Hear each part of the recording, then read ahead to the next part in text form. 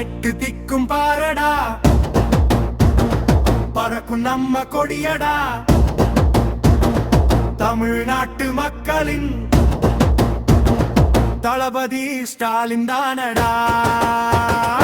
எட்டு திக்கும் பாரடா, பறக்கும் நம்ம கொடியடா, தமிழ்நாட்டு மக்களின் தளபதி ஸ்டாலின் தானடா. விடியல் பயணம் பாரு, ஆமா ஆமா